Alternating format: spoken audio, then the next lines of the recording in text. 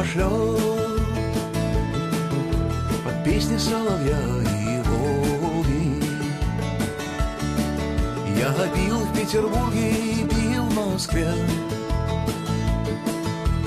pil в Костроме и в Рязани. Tāda maziņa skaudība iezagās par to, ka pret Egona draugiem jau esošajiem.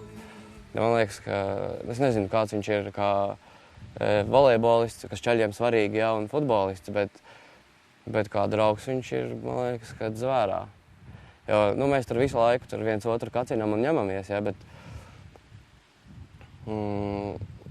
mēs kaut kā arī visu laiku pamanamies uz visu kaut kā baigi sadalīt, jā, un nekad neesmu sajūtis kaut kādu tādu, uz tādu egoismiņu kaut kādu, kaut vai maziņu tā, ka gribās bišķi pašam vairāk, un tad vienalga, ka tev tur bez maz vai ar pļaņiku dalās jau, ja, kad vienu nokošanu dod. Nezinu, tas man liekas baigi svarīgi, un ar to baigi jē. Ar Janku baigi sanāca kaut kā saspēlēties. Tā, pilnīgi bez scenārija, bet tā viegli baigi mums ar viņu iet. Tāda sajūta, kā es to Džeku baigi sen jau pazītu. Jā, īstais vārds par Jāni ir ar viņu baigi viegli. Ja ir kaut kāda maza kašķīša, nevis mūsu starpā, bet ar otru komandu, kad tur ielējām mašīnā ūdeni, tā, kaut kāds blēņas mazās, tad Janka vienalga ir tā, ka mēs katru tādu lielāko uzkāsieniņu no pretējās komandas mēs varam pārvērst jokā. Un tā ir baigi viegli.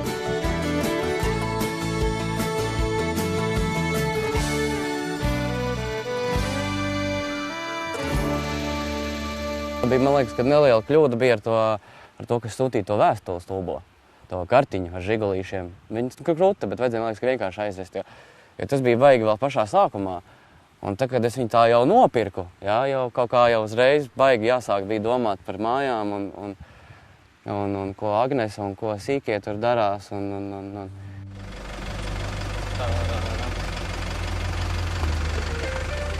Dabīgi mierīgi. Darīts. Man tur ir maziņš zvērs, tāds sieviešu dzimtas 1,5 gada vecumā.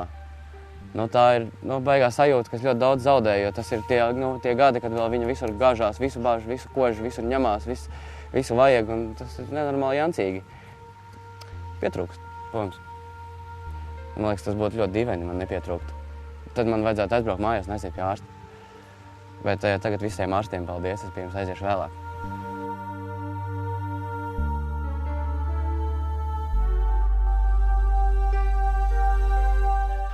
Jā, ģimene ir vienīgais, kas man velk uz mājām. Baigi labi, es esmu diezgan labi norobežojies no savas ikdienas. Es uzstādīju sev arī tādus uzdevumus ekspedīcijas laikā. Kādu brīdi vakariem varbūt kaut kur salikt savu plānus, tad darbiem man tur tas jāpadara ir. Bet nekas no tā neiznāca. Es visu laiku veltīju tikai šai komandai visai. Baigi labi, ka arī to darīju. Man nevajag, es paspējuši izdarīt visu tad, kad es to izdarīšu. Noteikti tas tā būs. Un es atbraukšu mājās un es paspējuši visu izdarīt.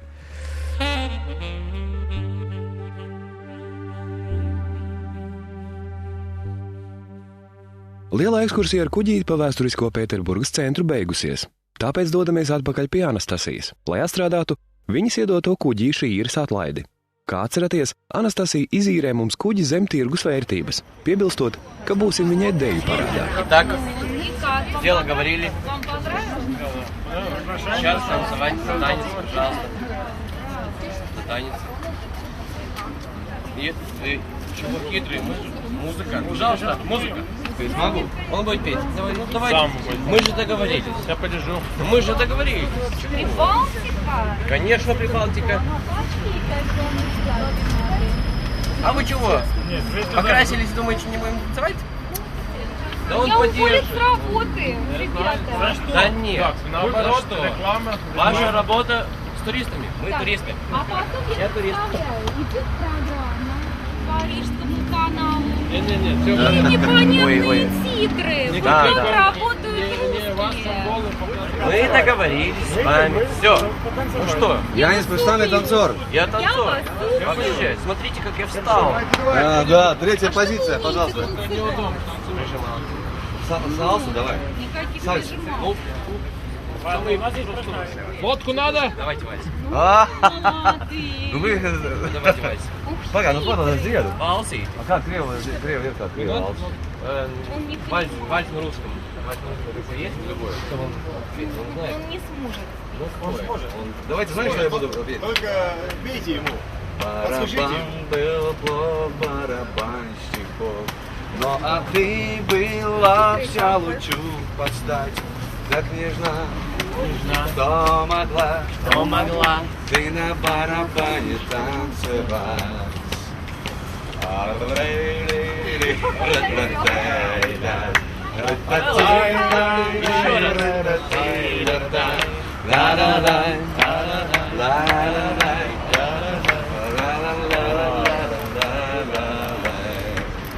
Ну вообще. Спасибо.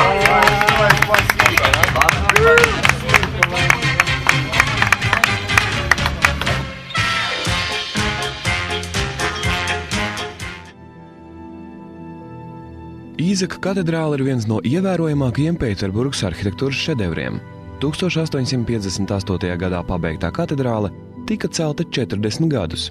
Tās projektu pēc cara Aleksandra I pavēles izstrādāja arhitekts Monferrāns.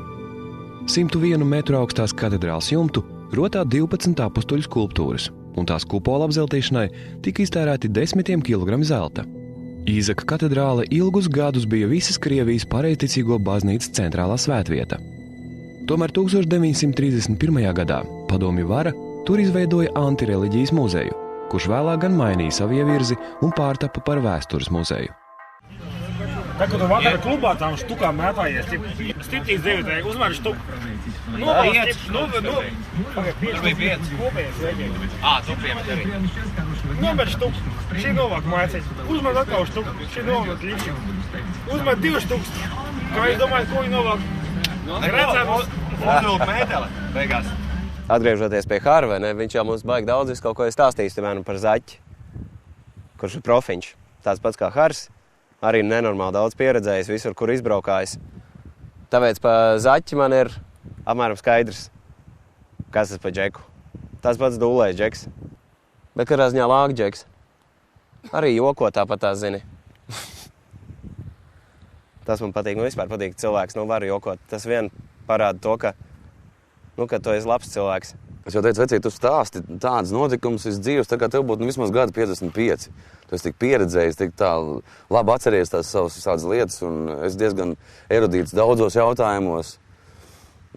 Patīkam ar Zaķi komunicēt, tiešām patīkam klausīties viņa dzīves stāstos.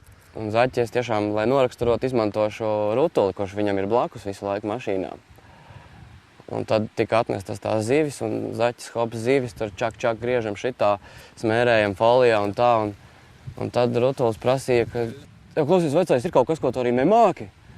Nu, man liekas, ka pateikts. Es nemāku fokus ar kārtīm. Arī? Nu, zalatīja ruki. Hehehe. Jā. Arī. Nopietns vecis. No viņa daudz var mācīties. No viņa var mācīties sīkstumu. Un to es arī mācos, tādu nepiekāpību. Tajā pašā laikā tādu konkrētu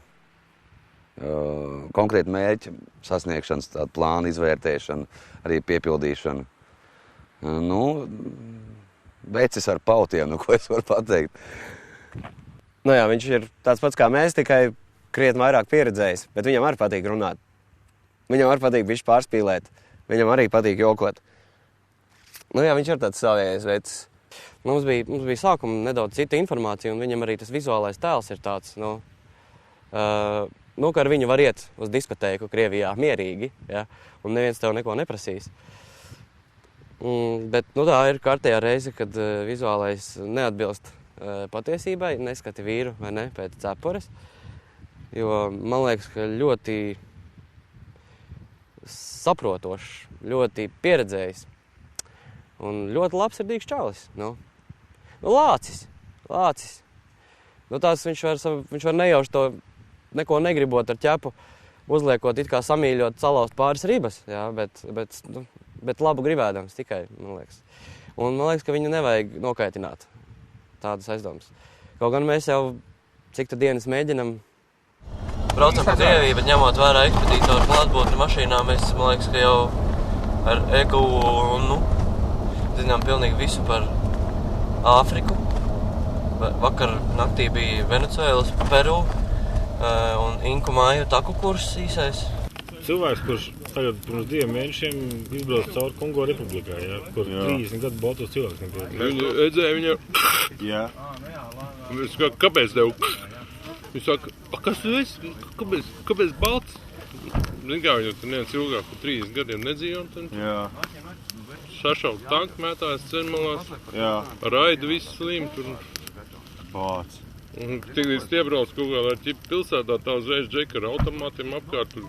I'm hungry, give me money. Nē, bet es saprotu to, ka uz Āfriku tikai ar Hari. Jā. Viens pats, nē. Viņu vienīgais vajag pamodināt. Hari, mosties, mēs esam Āfrikā. Izstāst, kur mums jāiet. Tagad Hares saka. Ēdīsim atkal. Я мужчина хоть куда, все проблемы ерунда. Даже если ночь становится темней, возвращаюсь из пивной, я по улице ночной, но качаются фонарики над ней.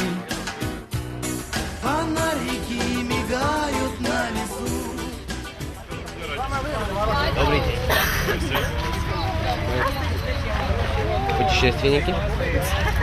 И вот тут я один сам сделал ворота. Вас не делать ворота? Ну, через которые надо проходить, у вас, наверное, будут дети. Наверное. Вот что им будете петь? Вот я бы пела, знаете, спят усталые игрушки. Спят усталые игрушки, мишки спят. Сейчас ваша. Одеяло и подушки. Чтобы ночью им снится Спят усталые игрушки, книжки спят. Слушайте, а невесты в вашем городе есть? А мы потанцуем? Ну, он споет. У нас певец. Ночи. Давай станцуем. Знаменитый. А если у тебя очень-очень много денег, может, ты не должен быть умный? Можно, так да? считаете? Нет, ну, я спрашиваю. Ну, что поступить? Нет, ну Если чтобы поступить, конечно. Apskatot pilsētu, ceļotāji nonāk līdz piemineklim Pēterim I.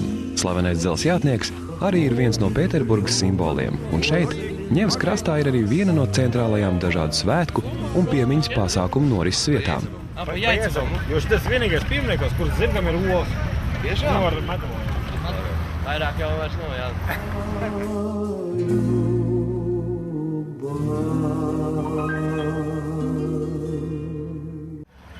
Šajā dienā laukumā pie dzelzjātnieka pulcējas cilvēki un skan orķestris. Kā izrādās, šodien Pēterburga svin vienus no jaunākajiem Krievijas svētkiem – valsts karoga dienu. Добрый день. Что у вас тут? Мы здесь раздаем флажки в честь Дня флага России. Да. И вам, я думаю, вы будете участвовать, да? Да, конечно. Всем. Да. Следом. У этого мероприятия история какая-то? Ну, в общем-то, да. Вообще в Петербурге первый раз проводится праздник. Да. История есть. Рассказывай. Я не знаю, но, по-моему, в этот день утвердили, в общем-то, российский флаг. Да. 22 августа. Да. 22. augusts ir Krievijas Federācijas karogdiena. Par karogdienu to pasludināja 1994. gadā Krievijas prezidents, bet tik lielas svinības Krievijā notiek pirmo reizi, un ekspedīcijas dalībnieki ir gatavi piedalīties ne tikai svinīgajā brīdī pie dzelzjātnieka. Под флагом России.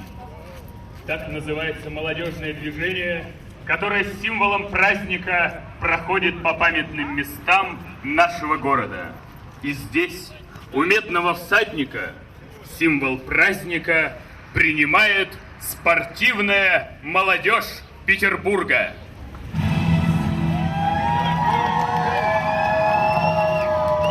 Ребята, поехали! Поехали, роллеры! Лекеры! Как вы думаете, такая традиция в городе должна продолжаться? Я думаю, что да, потому что это очень красиво и очень вдохновляет.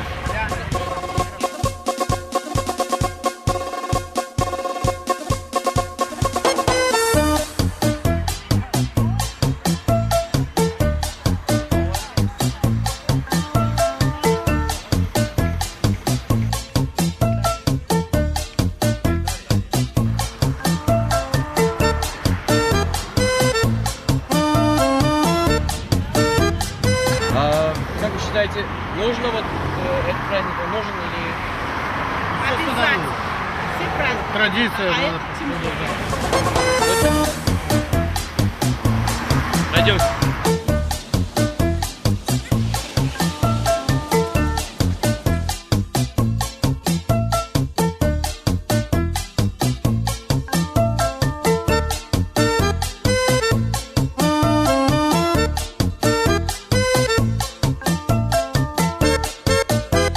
Turpinot ceļu kopā ar citiem svētku dalībniekiem, mēs nonākam pie centrālās skatuves.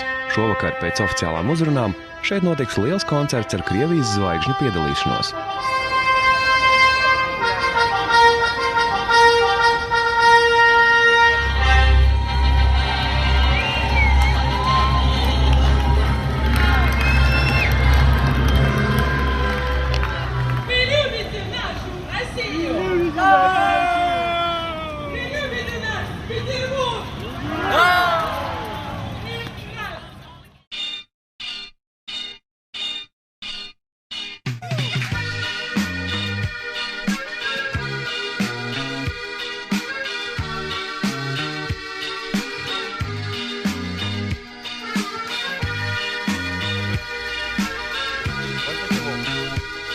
Liekas, ka galva baigi nepapracam, nav maz. Kas tas ir savu ceļu? Мы по всей земле кочуем, на погоду не глядим. Где придется, заночуем, что придется, поедим. Но это уже под Ленина косит, да? Для таких, как мы, бродяг, свежеструганные доски, занавески на гвоздях. Мы бродячие артисты, мы дороги день за днем, и фургончик в поле чистом — это наш привычный дом. Невеликие таланты, но понятные и просты. Мы певцы, музыканты, акробаты и шуты. Pilsētas apskats noslēgumā ceļotāji vēl neilgu laiku uzkavēsies uz Petropavlovskas cietokšņa akmeņainā krasta, lai varētu izbaudīt krāšņo Pēterburgas vecpilsētas ainavu, kā arī sakārtot domas un atpūsties pirms tālā māju ceļa.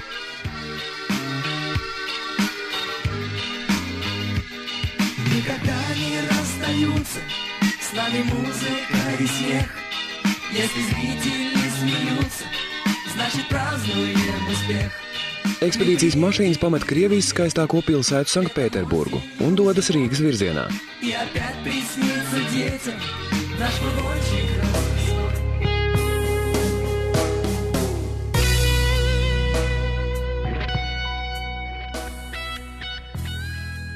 Pēdējā dzestrā novakar Krievijā vēl piedāvā ceļotājiem skaistu saulrietu, miglu un neskartas dabas burvību, it kā mēģinot vēlreiz uzsvērt ekspedīcijas dalībniekiem to, par ko viņi 12 dienu laikā jau ir pilnībā pārliecinājušies. Krievijas ziemeļu neskartā un mežonīgā daba ir viena no skaistākajām vietām pasaulē. Nu, protams, ir žēl, ka tas viss beidzies. Jau vakar bija žēl un aizvakar bija žēl, jo jutām, ka tas viss iet uz otru galu. Jau braucot no Hibīna kalniem, saprat, ka mēs dodamies jau māju ceļā. Un tā sajūta bija tāda skumīga varbūt. Bet diezgan ātri pagāja laiks, tiešām ātri pagājuši uz 10 dienas. Un gribas vēl kāds piedzīvojums, gribas vēl kaut kādu mērķi sasniegt, gribas vēl doties turp, nevis atpakaļ. jācer, ka pēc kāda laika posma atkal būs iespēja doties kaut kur un atkal doties turp, lai gan būs jādodas atpakaļ. Jo viss reiz beidzis, tas arī jāsaprot ir. Bet visas 10 dienas bija vienkārši lielisks. Es esmu ļoti apmierināts un pateicīgs, ka man vispār piedāvāja šo iespēju doties.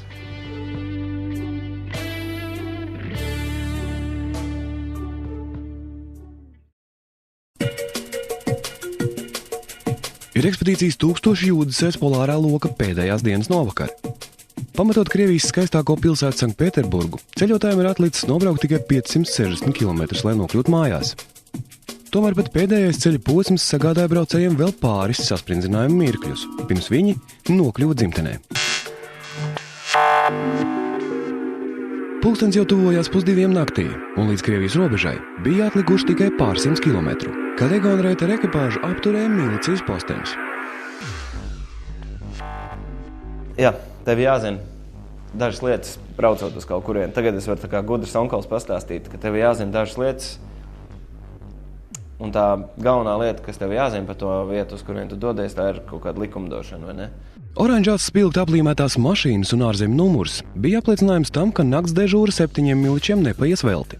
Tāpēc tiek sarīkota atbilstības pārbauda pēc pilnas programmas. Tev jāzina, cik varētu būt noteikti sots par aitas apgānīšanu apdzīvotā vietām, cik varētu būt sots par raga nolaušanu ziemiebriedim, cik varētu būt sots par braukšanu dzērumā. Jo 0,01 promili, tas principā Krievijā ir, tas ir pārkāpums, ja viņam 0 promils, un es pārkāpu to. Saproti, tas vainīgs. Tas nekas tā ir 0,01 promili, tu nevar uzsīt džekam pletu un teikt, vecīt, varbūt aparātiņš tev tur bišķi nomohļīja. 0,01, jābūt 0, tad vainīgs. Par rācijām sazinoties ar Edgara Zaķa ekipāžu tika noskaidrots, ka galvenais ir nemēģināt ar miličiem strīdēties, bet katru pārmetumu un pieprasījumu apspriest ar vietējās likumdošanas zinātājiem. Iespējams, pirms plūdu alkometrs bija vienīgais variants, kā jau ko izspiest no ekspedīcijas. Apspriest alkometra rādījumu precizitāti neieteica neviens. Šajā gadījumā viņš mums stāstīja, ka sots ir $3500, tas ir vispār mazākais, ar ko sāk runāt. Jo tālāk ir normāls cipars, tur māju atdod, mašīnu un tā. Bet 3500 tas vispār, no ko mēs sākam runāt. Pēc tam, kad mēs gājām jau apgaitā un savācāmies informāciju, tur par laimi nebija cilvēki, kur ne pirmo reizi Krievijā. Viņi zināja, cik ir sots. 450 rubļi, man liekas, bija.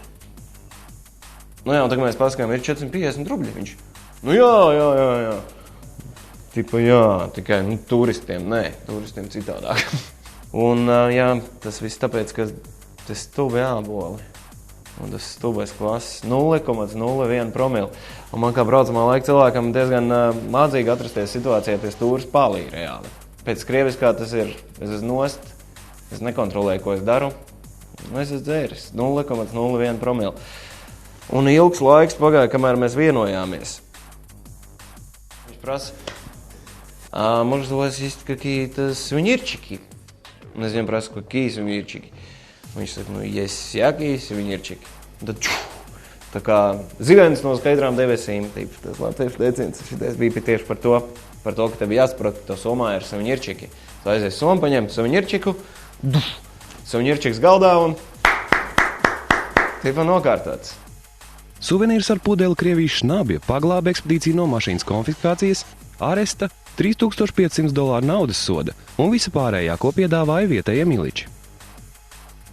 Tas tā kā spēlīt, datorspēlīt. Tu nevar ilgi iziet, kamēr tu atrodi īsto līmeni, īsto pieeju, vai ne, kamēr tu bosiņu novāc. Šiem te bija suvenirčiks. Viss. Šo piedzīvojumu visi uzskatīja kā labu punktu visiem notikumiem Krievijā, jo ir uzskats, ja neesi maksājis Krievijas milicim, tad neesi izbaudījis visu, ko piedāvā šāda braukšana.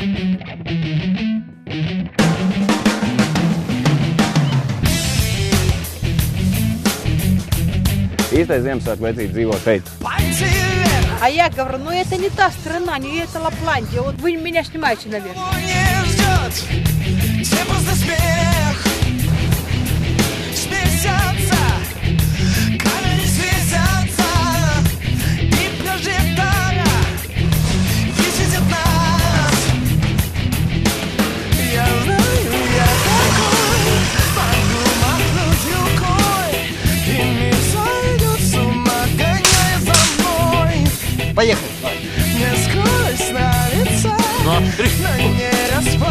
Понял.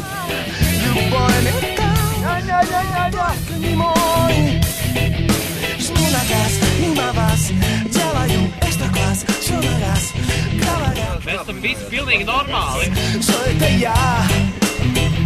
Nā, viņi nav viegli. Nav mazais, tas pietprasējies.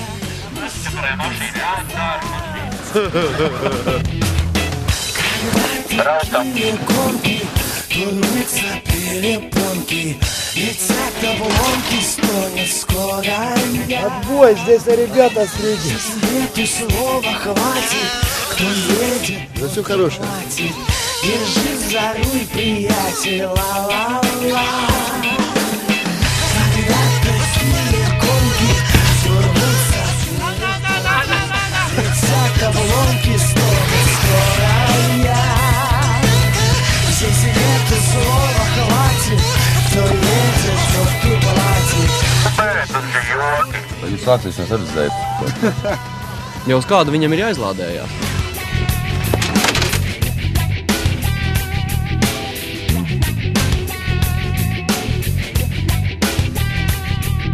Пальцы вверх, Что, репу швайкут? а кого не ждет? Ну что там? Что там у нас? У нас тут все в порядке. Камеры светятся, ожидая, висят от нас. Жму на газ, мимо вас, делаю экстра-класс, что на раз, говорят, ловим вас, мегабас, что это я. Не смолчать, что промчать, и Mikrofonā pasaka. Nārķis ir nešķidās džeks visā. тут сказать.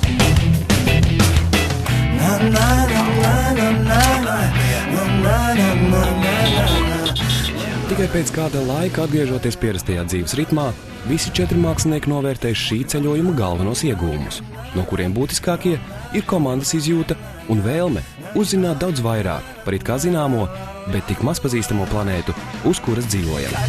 Такие гонки, то рвутся перепонки. Man liekas, gribētu visu dzīvi šitā te pavadīt. Здесь нету слова хватит, кто едет, Katru mirkli par to, kad man aplēja fotokameru, atceros ar prieku. приятель, ла-ла-ла. Sevi iepazīst no citas puses. То рвутся перепонки, летят обломки, стонет скоро я. Bezpriģels, ja, kad tik lielās teritorijās var atļauties nedarīt neko.